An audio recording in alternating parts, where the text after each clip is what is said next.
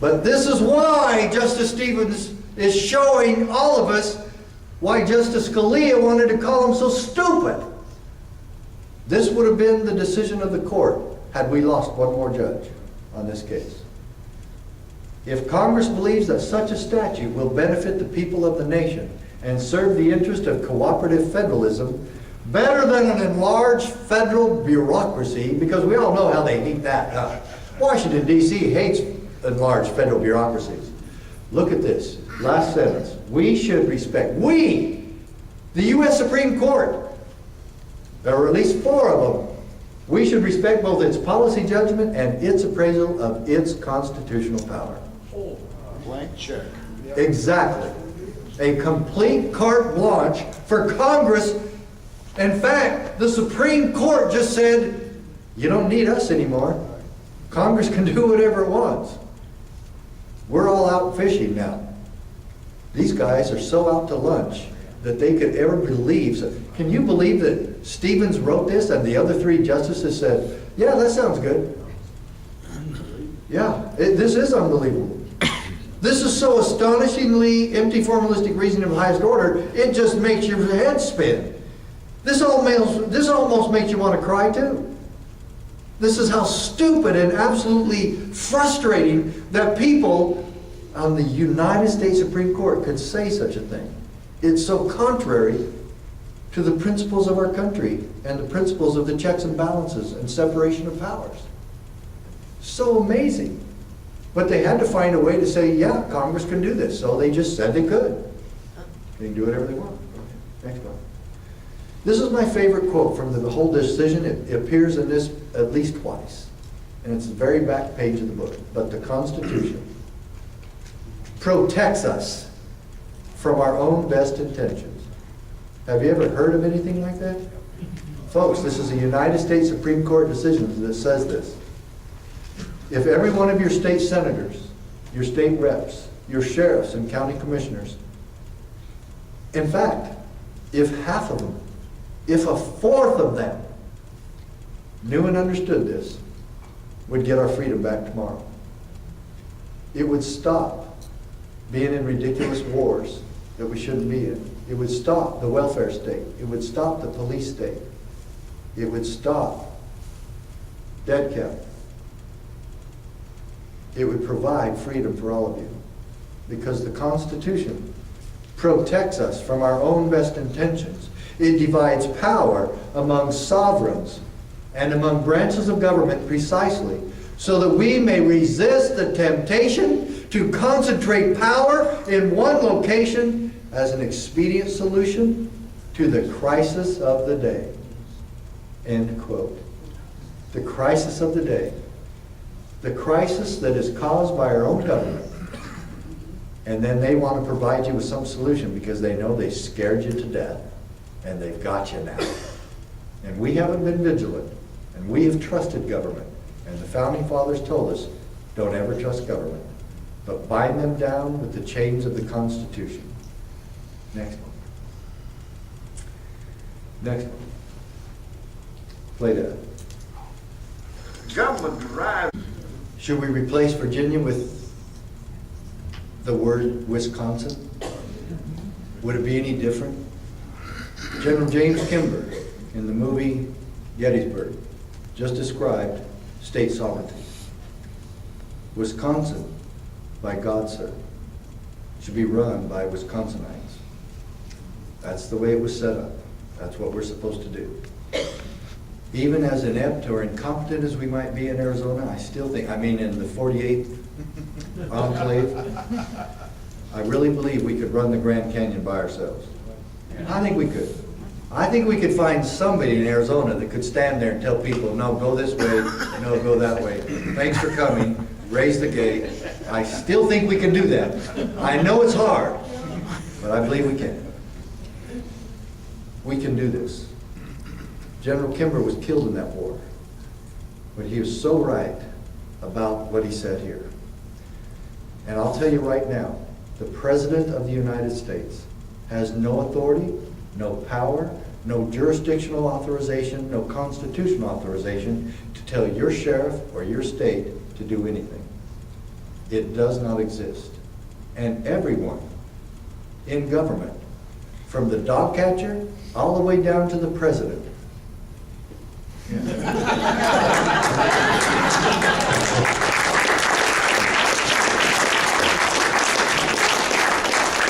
taken the same oath and made the same promise to you to abide by the Constitution. If they don't follow the Constitution, does that bestow some sort of responsibility or duty or obligation on your sheriff to go along? Quite the contrary. That's when he has to stand the most. When government's violating the Constitution, that's when your sheriff will better be ready to stand the firmest by, for, and of the people he works for. Next.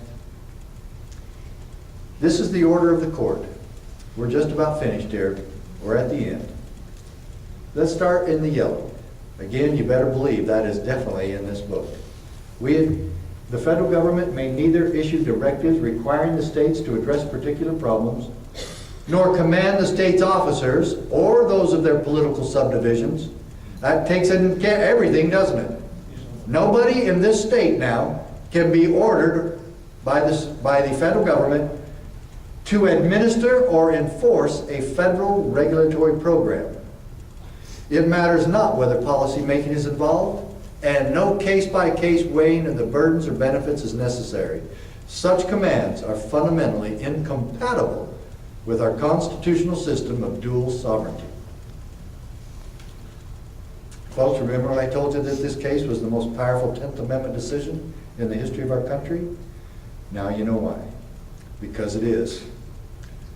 And I want you to know one other thing, and I should have put an asterisk and explained it in here. But you can carry this with you. This is something you're going to have to remember. No case-by-case weighing of burdens or benefits comes from my first hearing and in front of Judge Roll. And I know this is the only place I took the stand. And I testified. The attorney for the federal government is cross-examining me.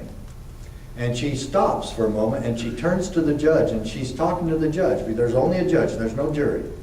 And she says, Your Honor, why in the first 4 months of the implementation of the Brady Bill, we denied 250,000 felons access to guns in this country.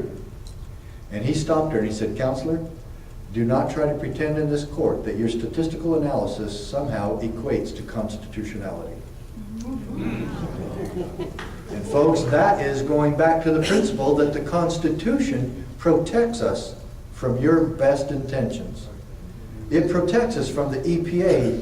And the EPA can come out and say, well, of course we shut down logging in Arizona and Oregon and Washington and other places.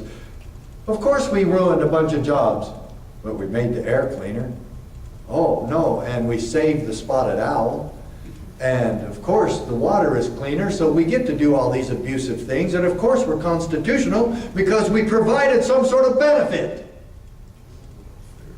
No, EPA and OSHA and anybody else from Washington, D.C., if you're not following the principle of government as described in the Declaration of Independence, then you're unconstitutional and we don't need you and we don't want you and you better go home.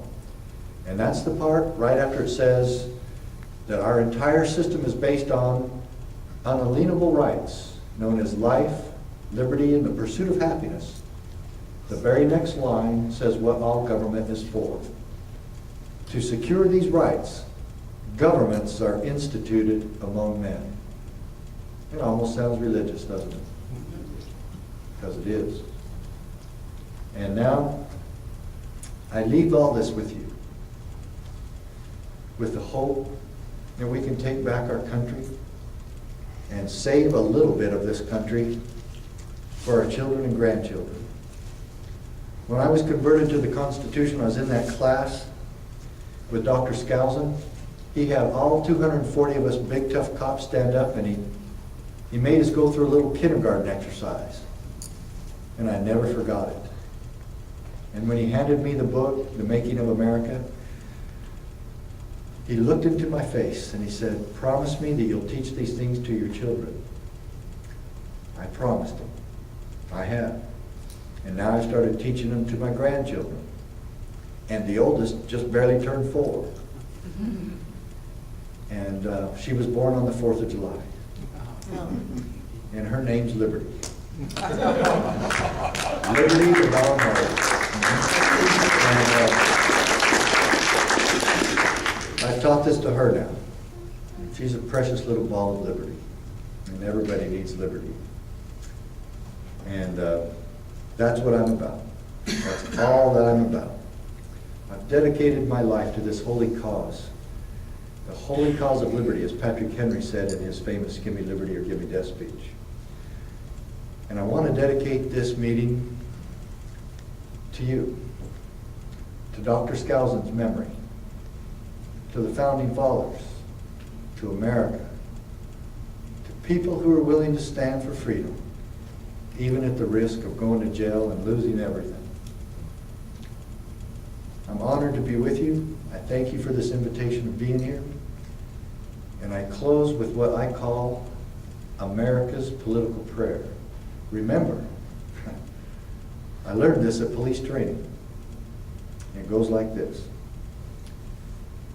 We, the people of the United States, in order to form a more perfect union, establish justice, ensure domestic tranquility, provide for the common defense, promote the general welfare, and secure the blessings of liberty to ourselves and our posterity, do ordain and establish this Constitution for the United States of America.